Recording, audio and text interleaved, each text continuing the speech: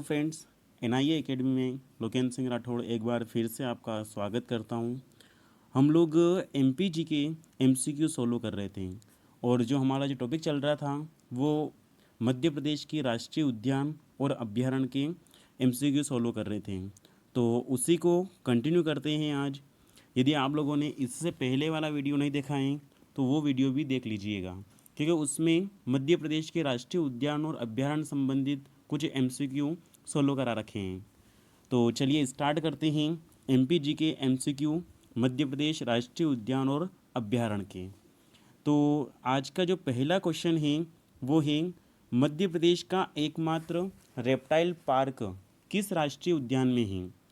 तो चार ऑप्शन है आपके पास: कान्हा किसली राष्ट्रीय उद्यान, पन्ना राष्ट्रीय उद्यान, माधव राष्ट्रीय उद्यान या बांधवगढ़ राष्ट्रीय उद्यान। तो इन चार में से आपको रिप्लाई करना है कि जो मध्य प्रदेश का एकमात्र रेप्टाइल पार्क जो है वो किस राष्ट्रीय उद्यान में है। तो जल्दी से रिप्लाई कीजिए इसका कि इसका आंसर क्या होगा जी। और आपका स्कोर क्या रहा ये हमें कमेंट्स बॉक्स में ज़रूर लिखें। तो इसका जो आंसर है कि मध्य प्रदेश का एकमात्र रेप्टाइल पार्क जो है वो है पन्ना राष्ट्रीय उद्यान में है। ठीक है, और पन्ना राष्ट्रीय उद्यान पन्ना छतरपुर में है। ठीक है, तो एकमात्र रेप्टाइल पार्क जो है वो पन्ना राष्ट्रीय उद्यान में है। अगला क्वेश्चन देख लेते हैं। आज का जो अगला क्वेश्चन है वो है होलो एवं बंजर घाटी किस राष्ट्रीय उद्यान में है। तो आपको रिप्लाई करना है कि कान्हा किसली राष्ट्रीय उद्यान में, या संजय राष्ट्रीय उद्यान में है, कि वन विहार राष्ट्रीय उद्यान में है, कि बांधवगढ़ राष्ट्रीय उद्यान में है। तो इन चार में से आपको रिप्लाई करना है कि होलो एवं बंजर घाटी किस राष्ट्रीय उद्यान में है।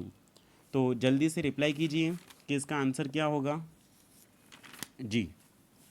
होलो एवं बंजर घाटी किस राष्ट्रीय उद्यान में है।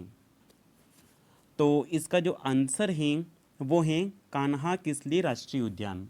मतलब कि कान्हा किसली राष्ट्रीय उद्यान में होलो एवं बंजर घाटी जो है वो दर्शनीय स्थल है ये। ठीक है, तो ऐसा पूछते हैं कि होलो एवं बंजर घाटी किस राष्ट्रीय उद्यान में है, तो इसका आंसर क्या हो जाएगा कान्हा किसली राष्ट्रीय उद्यान। और कान्हा किसली राष्ट्रीय उद्यान कहाँ पर है, तो ये है मंडला जिले में है। ठीक है, इसकी स्थापना कब हुई थी, तो 1955 में इसकी स्थापना हुई थी कान्हा किसली राष्ट्रीय उद्यान की। अगला क्वेश्चन देख लेते हैं। अगला क्वेश्चन है निम्न में से किस राष्ट्रीय उद्यान में एक हवाई पट्टी है। तो आपको बताना है कि ओंकारेश्वर राष्ट्रीय उद्यान में, या कान्हा राष्ट्रीय उद्यान में, या माधव राष्ट्रीय उद्यान में, या वन विहार राष्ट्रीय उद्यान में। तो इनमें से आपको रिप्लाई करना है कि किस राष्ट्रीय उद्यान में एक हवाई पट्टी है। तो जल्दी से रिप्लाई कीजिए जी। निम्न में से किस राष्ट्रीय उद्यान में एक हवाई पट्टी है। तो इसका जो आंसर है वो है कान्हा किसली राष्ट्रीय उद्यान। कान्हा किसली राष्ट्रीय उद्यान में एक हवाई पट्टी है। ठीक है, अगला क्वेश्चन है बूरसिंहा द बारासिंगा आधिकारिक शुभंकर देने वाला भारत का पहला राष्ट्रीय उद्यान कौन सा है। तो इन चार में से आपको रिप्लाई करना है कि कौन सा जो राष्ट्रीय उद्यान है जिसने बूरसिंहा द बारासिंगा आधिकारिक शुभंकर दिया।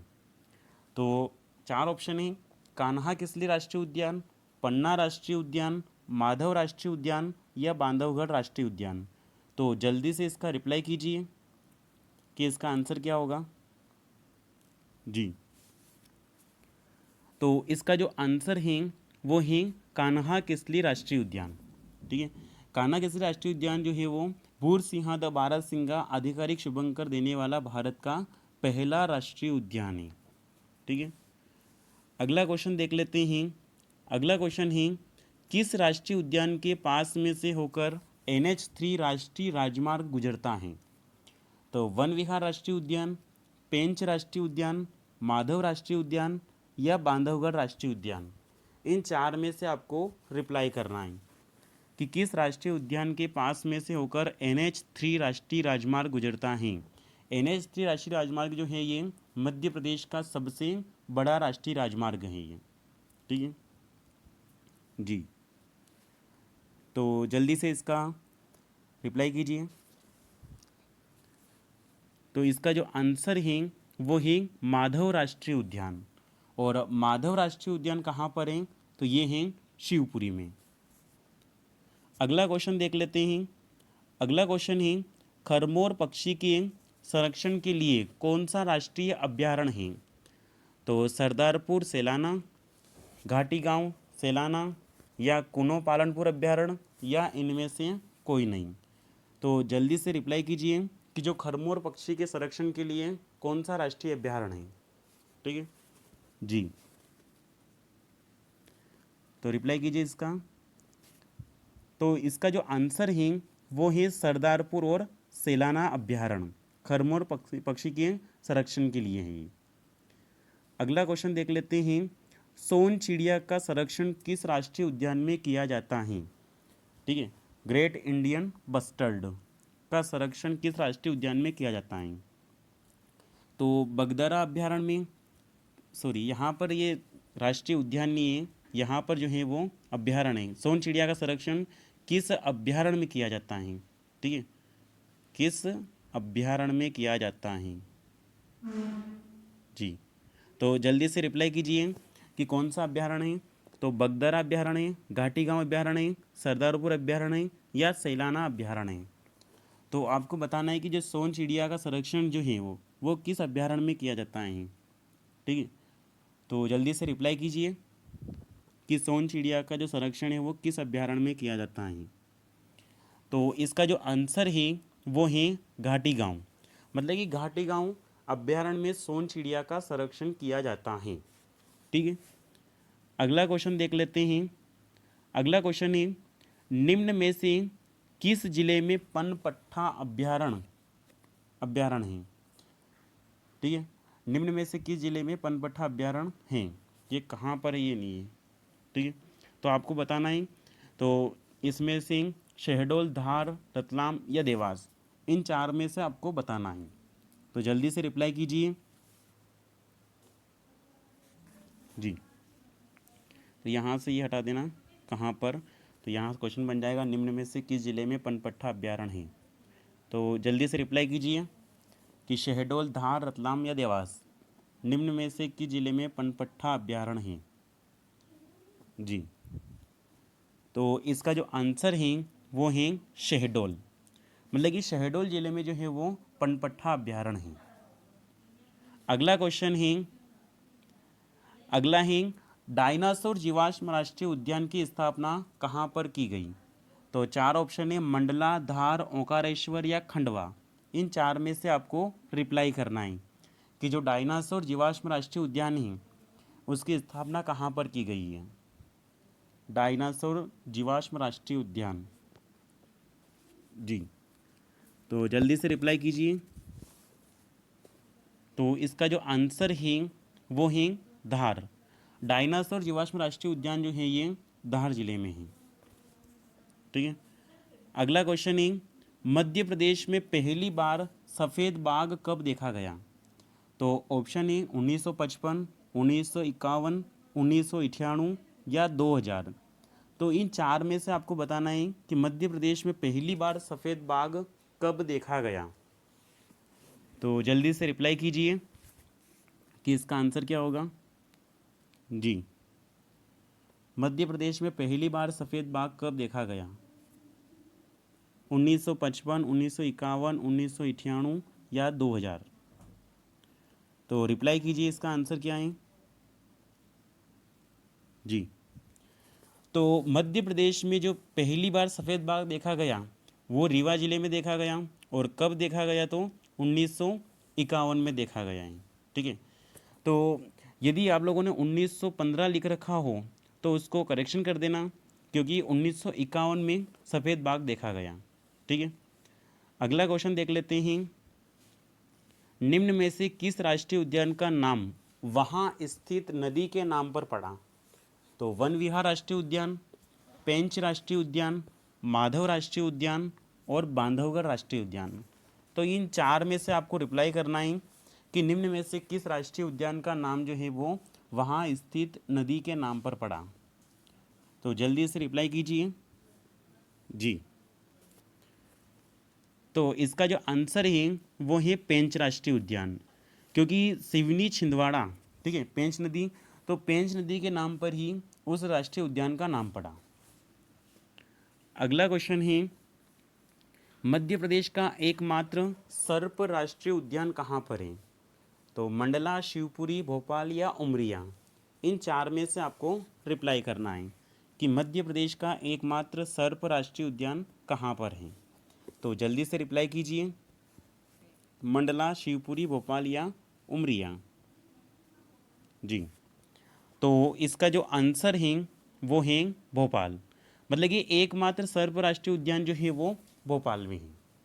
ठीक है, अगला क्वेश्चन है, मध्य प्रदेश के कितने राष्ट्रीय उद्यान एवं अभ्यारण्य प्रोजेक्ट टाइगर योजना में सम्मिलित किए गए हैं?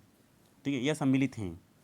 तो पहला ऑप्शन है 5 राष्ट्रीय उद्यान और 2 अभ्यारण्य, 6 राष्ट्रीय उद्यान और 2 अभ्यारण्य, 6 राष्ट्रीय उद्यान और 1 अभ्यारण्य, या 5 राष्ट्रीय उद्यान और 1 अभ्यारण्य। तो आपको रिप्लाई करना है कि मध्य प्रदेश के कितने राष्ट्रीय उद्यान और अभ्यारण्य जो है वो प्रोजेक्ट टाइगर योजना में सम्मिलित हैं। तो जल्दी से रिप्लाई कीजिए इसका। जी, मध्य प्रदेश के कितने राष्ट्रीय उद्यान और अभ्यारण्य जो है वो प्रोजेक्ट टाइगर योजना में सम्मिलित हैं?